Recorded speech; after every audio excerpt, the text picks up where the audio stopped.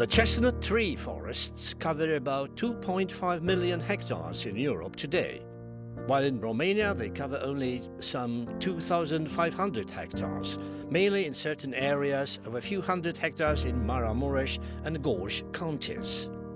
The chestnut is mainly present in only 280 hectares in Tismana Forestry District and its surroundings.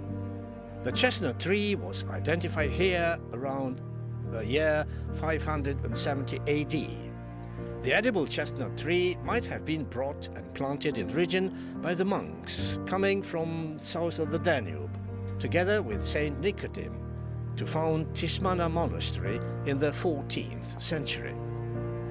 From here, the edible chestnut tree spread out in all directions, but it survived only on the mountain feet made of limestone rocks and favored by the sub-Mediterranean climate that existed here. Unfortunately, whole parts of the forests in the region started disappearing. The chestnut tree began being attacked a few decades ago by the fungus of Asian origin called Cryphonectria parasitica. In popular terms, the disease is called the bark cancer. The fungus multiplies very fast and violently attacks the trunk and branches of the forest stands. The fungus-covered surface gets dry and dies, while the bark breaks away and falls. The fungus multiplies quite quickly, resulting in a great number of spores, which are spread by the wind, insects and rain. The invasion of the Asian fungus led to the mass dying of chestnut tree forests in America, Europe and Minor Asia. In Romania, it caused the total drying of chestnut tree woods in the regions of Baia Mare and Tismana, while the habitat and the species are in danger of extinction. The fungus killed all the mature chestnut trees, so that it led to a powerful destructuring of the chestnut tree stands. In time, there were identified specific microviruses of the Asian fungus, called CHV1 to CHV4, which have the capacity of reducing the virulence of the pathogen. Based on them, the method of biological control against the chestnut tree disease was developed.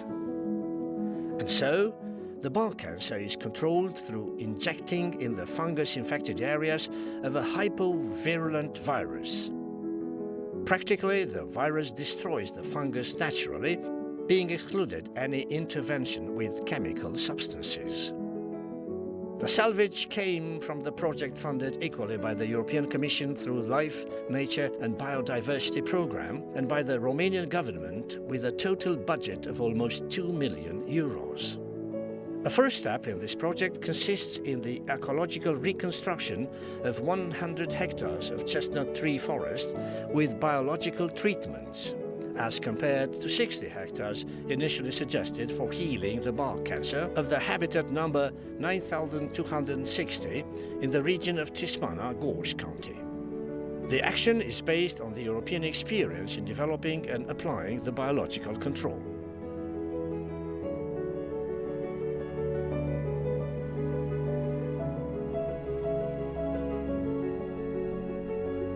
In spring, the cleaning of the bark cancer in the affected areas is of utmost importance. The young offspring sprouting among the dried trunks are monitored carefully. The chestnut tree and its habitat implicitly survived only due to regenerations from undergrowth and, more rarely, from chestnuts.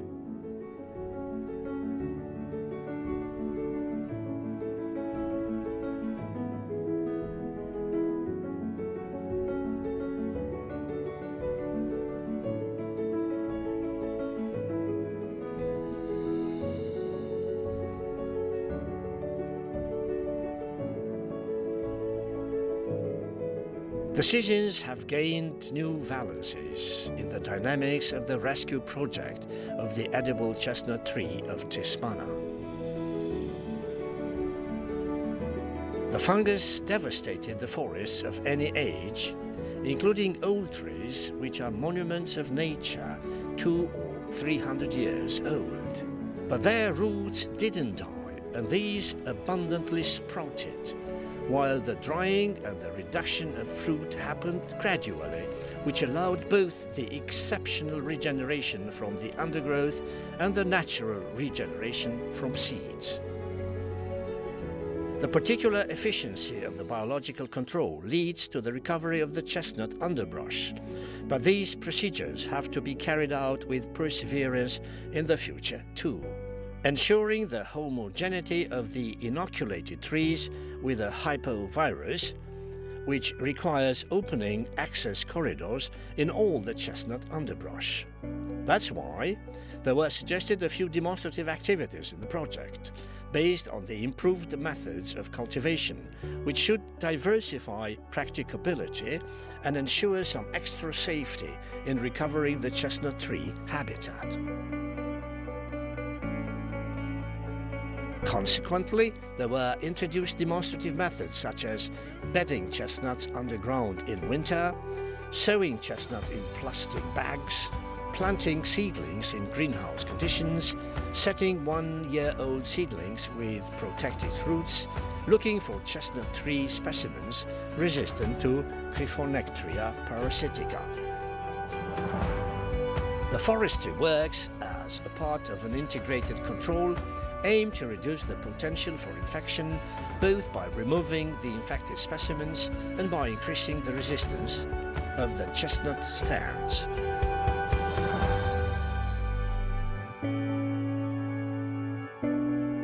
That is why all the works to stimulate the natural regeneration, to tend the seeds, to clear the thicket, to clean the area with prout, aim, besides eliminating sick chestnut trees, to increase the proportion of specimens coming from healthy seeds.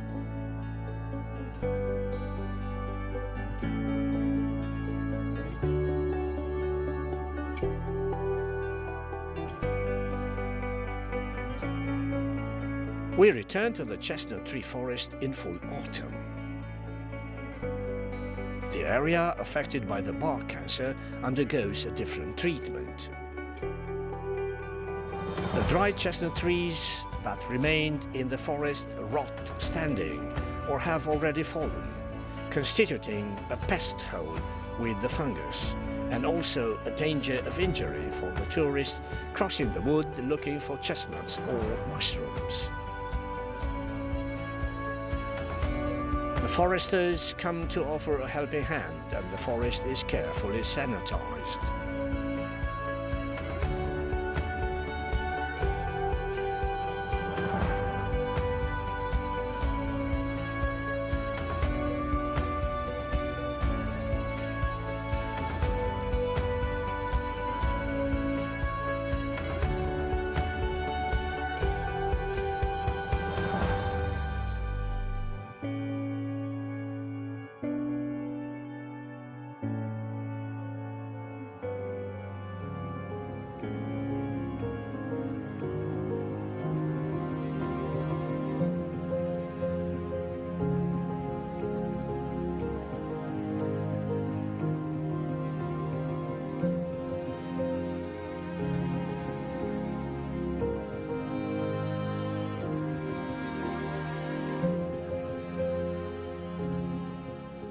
Each clean sector is photographed and monitored in order to check the regeneration power of the destroyed forest.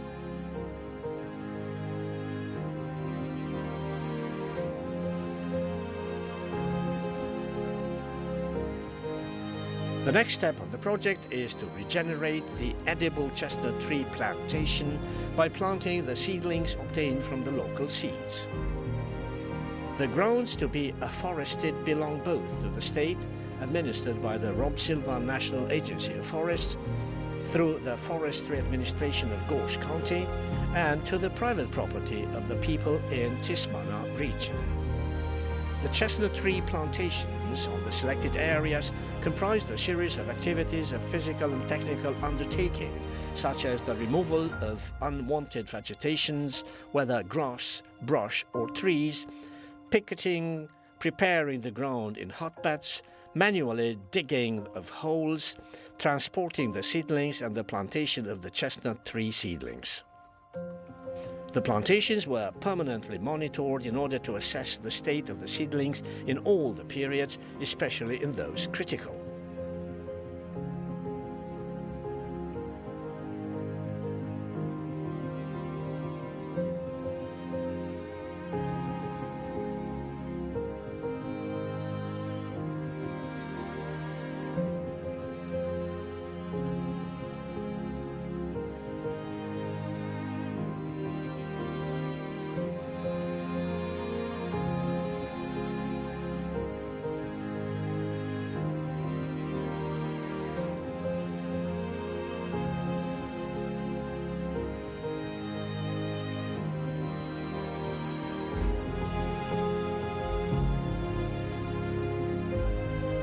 Although access is difficult in the seed beds set up in autumn, they are periodically visited. The snow layer helps to protect the plants. The chestnut tree is sensitive to frosts and to late freezing temperatures of -25 degrees Celsius.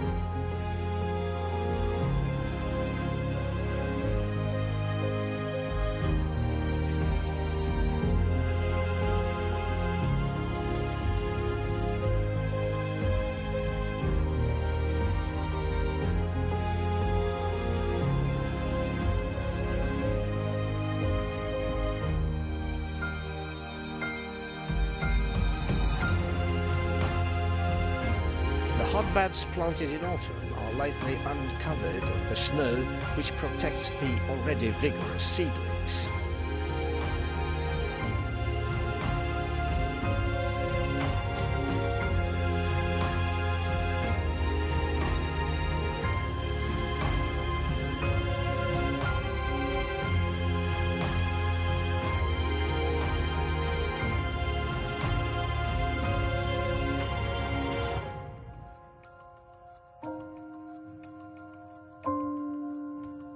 Well hidden, the chestnut buds rise from the snow, meaning that the plantation will easily grow in the next season.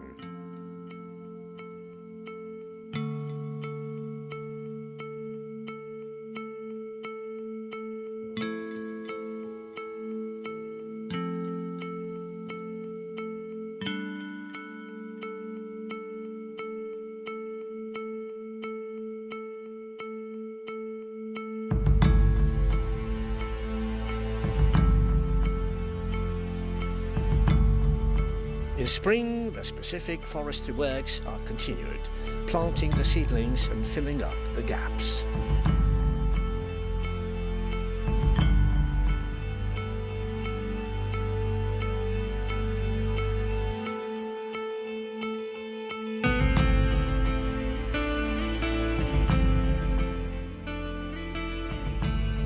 During the visits on the ground of the technical staff of implementation checking, it is assessed the way of carrying out the project and the state of plantations, establishing the necessary administrative measures for each area.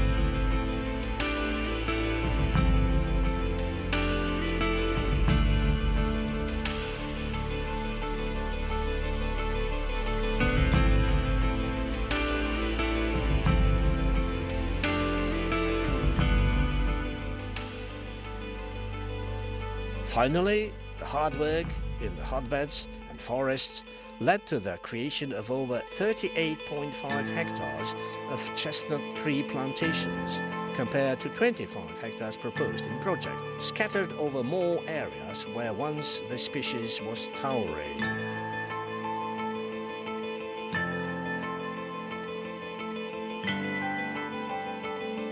These are nuclei of hope for this rare species, loved by the native inhabitants for its special qualities: the best construction wood, a great and constant production of fruit, honey with particular properties. Another section of the project aims at restoring 10 hectares of Pinus mugo and Rhododendron myrtifolium shrubs on Osler Massif. The shrubs, popularly called mountain pines, located in habitat number 4070, which is a priority at European level, are planted in areas affected by deforestation in order to create grassland in subalpine and alpine regions. The phenomenon took place at national and European level, and under the circumstances, the erosion of the soil in the alpine and subalpine area is very active, while the vegetation is scarce. The isolated mountain pine bushes, scattered thinly in protected places by rocks or small valleys in the alpine and subalpine regions, confirm the natural spreading of the habitat in the past. Now, the last stage of the project can be carried out, consisting in developing the suitable infrastructure for protecting and controlling tourism, with the purpose of reducing and eliminating the negative impact of mass tourism and activities that hinder the rehabilitated habitats. Thus, there have been built 6 camping sites with facilities for civilized ecological tourism and 2 information centers located on the 3 valleys that cross the site of the western North Gorj, respectively Bistrica, Tismana and Motrusek, where the habitats have been restored in the current project.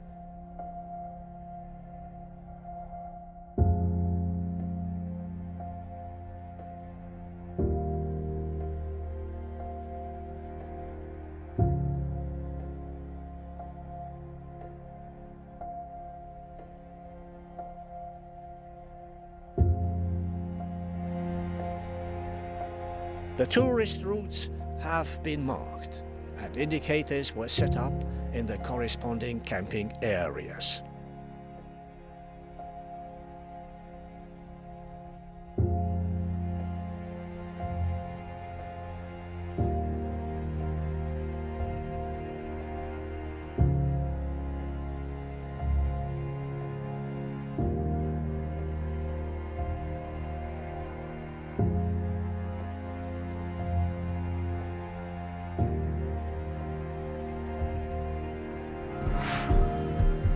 The activity was coordinated by the Agency for Protecting the Environment in Gorj County within the LIFE project 11 NAT/RO/825.